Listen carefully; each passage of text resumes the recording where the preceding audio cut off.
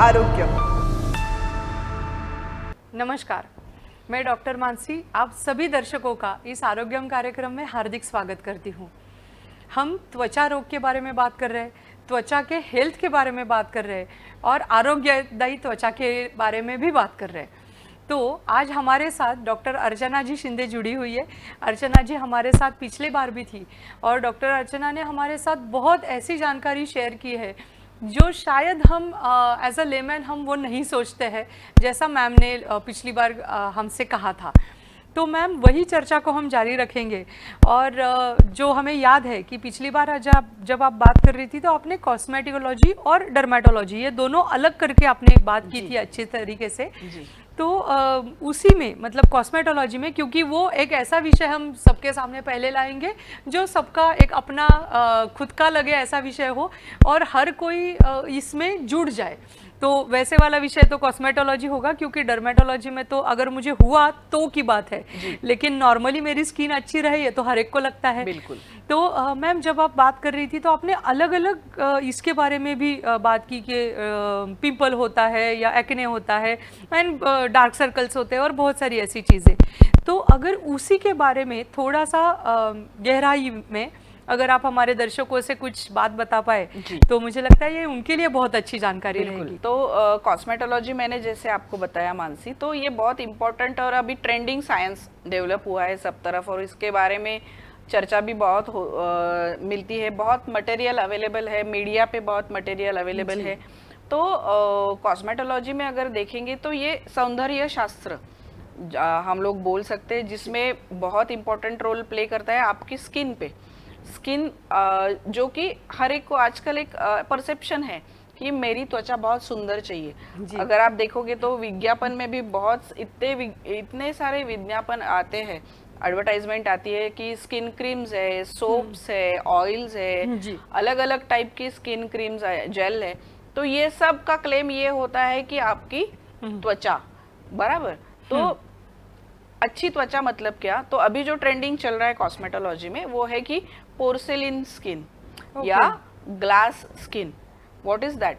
Glass skin या पोर्सेलिन skin मतलब सबसे क्लीनेस्ट जो स्किन है, आपकी त्वचा है, जहाँ पे बिल्कुल पिंपल नहीं है, कोई डिस्कलरेशन नहीं है, एक नरिश्ड स्किन या टोन जो मेंटेन रखी है, तो जहाँ पे कोई भी स्किन डैमेज नहीं है या जो आपके कॉम्प्लेक्शन उभार के दिखाती है, तो ये इसे हम लोग ग्लास स्किन या पोर्सेलिन स्किन कहते हैं। तो जो स्किन होती है एक्चुअली ये उसका अगर हम लोग थोड़ा सा नॉलेज रखेंगे तो इससे हमें कोरिलेट कर सकते हैं कि जो कॉस्मेटिक्स में या जो डिसीज डेवलप होते हैं वो कैसे होते हैं जी। तो ये अगर हमें नॉलेज होगा तो हम लोग शायद वो अवॉइड करेंगे डिसीज डेवलपमेंट प्रोसेस को। तो स्किन अगर आप देखोगे तो आउटर मोस्ट पार्ट मैंने जैसे बताया ऑर्गन ऑफ आवर बॉडी, तो ये 3 लेयर से मोस्टली हम लोग बोलते हैं, ये 3 लेयर उसकी होती है। एक तो सबसे जो बाहर की परत है उसे हम लोग एपिडर्मिस कहते हैं, उसके नीचे एक लेयर होती है डर्मिस और उसके नीचे एक लेयर होती है हाइपोडर्मिस।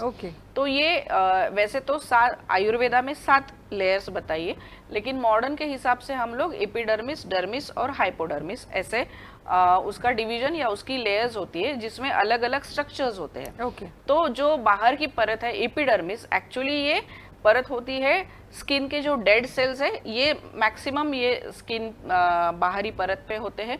और उसके नीचे फिर जो होती है लेयर वो है डर्मिस, जो कि बहुत इंपॉर्टेंट लेयर है, जिसमें nerve roots, blood vessels, then sebaceous glands और जो भी ब्लड वेसल्स, ये अलग अलग जो नरिशमेंट के लिए जो तत्व रहते हैं ये प्रोवाइड करने वाले जो है ये लेयर में डर्मिस लेयर में प्रेजेंट रहते हैं। उसके नीचे जो होती है हाइपोडर्मिस, हाइपोडर्मिस मतलब जहाँ पे फैट मोस्टली फैट का कंटेंट रहता है और इसमें ऑयल ग्लैंड रहती है, सेबेशियस ग्लैंड, जो कि स्किन को मॉइस्चराइजिंग या स्किन का स्वास्थ्य ठीक रखने के लिए, उसका मॉइस्टनेस ठीक रखने के लिए, उसको ड्राइनेस ना रखने के लिए ये सेबेशियस ग्लैंड हर त्वचा के पोर में, जो छोटे छोटे पोर्स होते हैं उसमें एक छोटा हेयर रहता है, तो ये हेयर के बीनीथ ये सिबेशियस ग्लैंड रहती है, जो कि स्किन का मॉइस्चर और उसका पीएच मेंटेन रखने के लिए,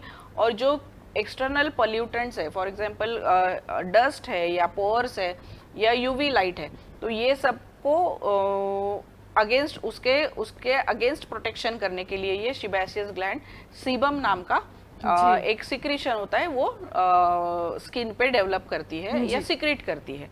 तो इस तरीके से ये त्वचा के लेयर्स होते हैं। अभी त्वचा में अगर हम लोग देखेंगे तो कॉम्प्लेक्शंस अलग अलग है, हर इंसान का कॉम्प्लेक्शन अलग है। तो ये कॉम्प्लेक्शन कहाँ से आता है? तो जो एपिडर्मिस में होता है, ये मेलानोसाइट नाम के जो सेल्स होते हैं वो प्रेजेंट होते हैं। ये मेलानोसाइट्स मेलानिन नाम का सिक्रीशन पिगमेंट सिक्रेट करता है, जो कि यूजुअली ब्राउन कलर का होता है। तो जो इंसानों में ये मेलानिन ज्यादा सिक्रेट होता है, उनकी त्वचा का जो कॉम्प्लेक्शन होता है वो बहुत डार्क होता है। जैसे अफ्रीकन कंट्रीज में अगर आप देखोगे तो डार्क कॉम्प्लेक्शन के लोग बहुत ज्यादा है। वही अगर मेलानिन सिक्रीशन कम होता है तो उन लोगों का कॉम्प्लेक्शन थोड़ा फेयर होता है। फॉर एग्जांपल अगर आप यूएई या ऑस्ट्रेलिया या यूके यूएस ये कंट्रीज में देखोगे तो वाइट कॉम्प्लेक्शन ज्यादा है। वहाँ पे जो स्किन की टाइप है वो यूजुअली रीजन भी बहुत मैटर प्ले करता है, और दूसरा जेनेटिक भी एक है फैक्टर, जो कि ये कॉम्प्लेक्शन बनाने में या कॉम्प्लेक्शन देने में कारणीभूत होता है। तो जैसा हमने देखा है कि ये स्किन इस तरीके से फंक्शनिंग करता है, ये लास्ट एपिसोड में मैंने स्किन की फंक्शनिंग भी बताया है। तो जो ये अलग अलग कॉस्मेटिक्स के हिसाब से अगर देखेंगे तो अलग अलग डिसीजेज जो डेवलप होते हैं, वो मैंने लास्ट टाइम भी आपको बताया कि ये एज वाइज डेवलप होने वाले कुछ फिजियोलॉजिकल, बॉडी का फिजियोलॉजिकल चेंजेस से डेवलप होने वाले कुछ डिसीजेज है।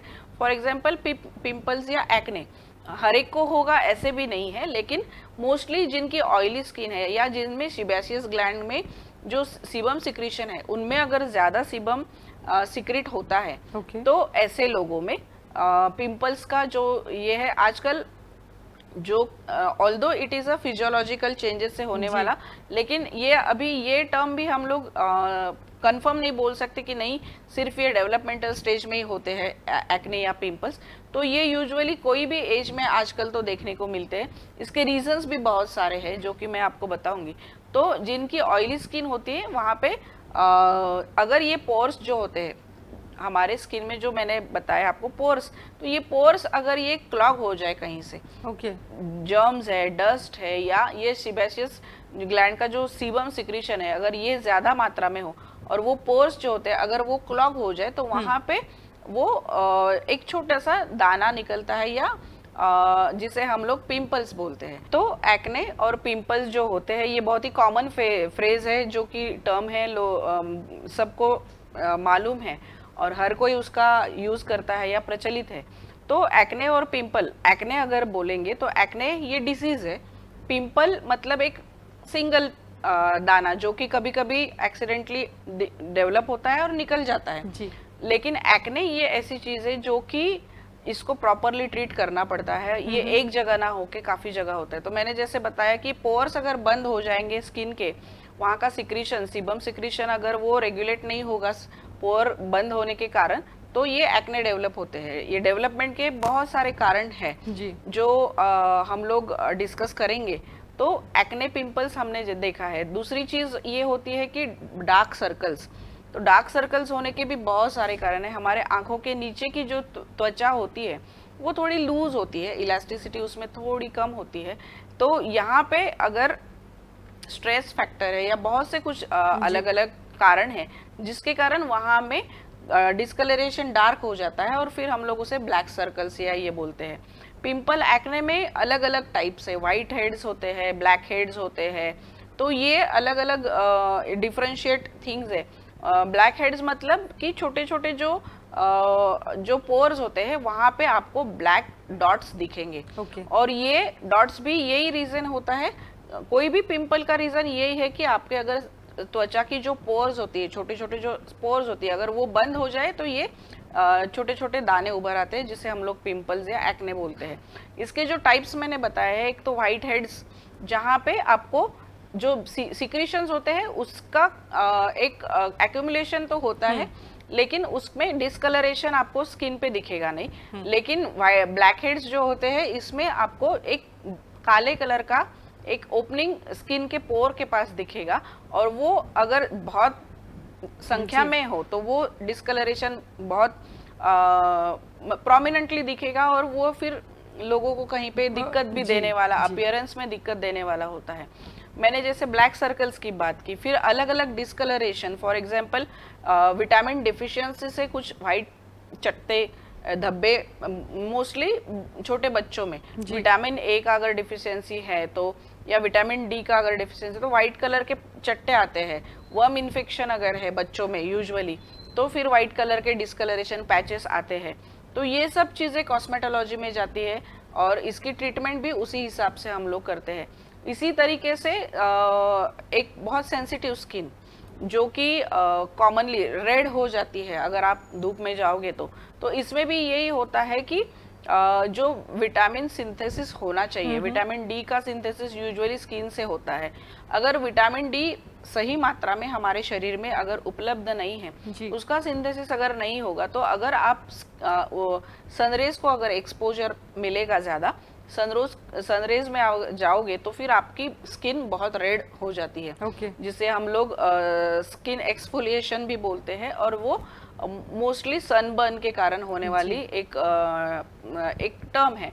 तो ये अलग अलग है जो कॉस्मेटोलॉजी में हम लोग पेशेंट ऐसे देखते हैं, और उसकी जो ट्रीटमेंट भी होती है वो कारण क्या है, ये अगर आप बोल भी रहे हो कि एक्ने आया है तो एक्ने क्यों आया, उसके बहुत सारे कारण हैं जो कि हमें विस्तृत तरीके से डिस्कस करने चाहिए। जी।